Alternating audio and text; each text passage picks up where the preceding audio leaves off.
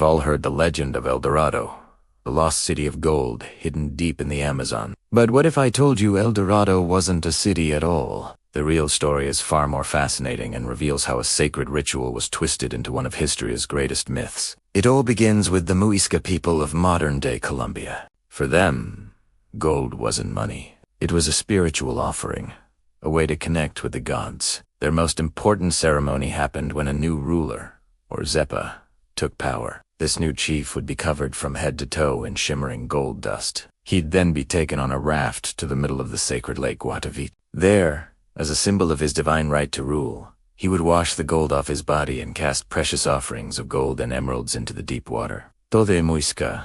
This was a profound act of spiritual balance. But when the Spanish conquistadors arrived in the early 16th century, they saw something entirely different. They heard tales of this ritual and their minds exploded with visions of wealth. They called the gold-covered chief El Dorado, the Gilded One.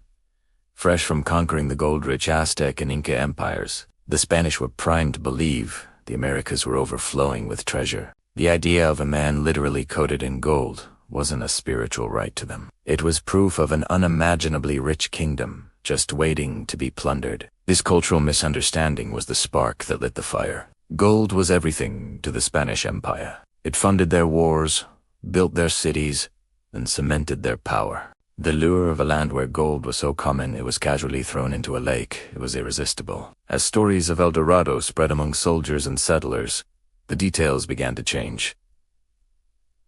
Each retelling added a new layer of fantasy. The gilded man became a gilded king, and the gilded king ruled a gilded city. Chroniclers of the time mixed facts with wild rumors, and soon, maps started showing imaginary golden cities deep in the unexplored jungle. The myth grew with every failed expedition. Whenever explorers returned empty-handed, they didn't question the legend. Instead, they just claimed El Dorado was further on, just beyond the next river or mountain range. Indigenous guides, sometimes trying to lead the violent invaders away from their own homes, would point them toward distant, fictional lands, fueling the Spanish obsession. El Dorado was no longer tied to Lake Guatavita or the Muisca people. It became a moving target, a fantasy that could be placed anywhere hope and greed desired. In the end, the legend of El Dorado tells us more about European ambition than about South American reality. It's a powerful story of how greed,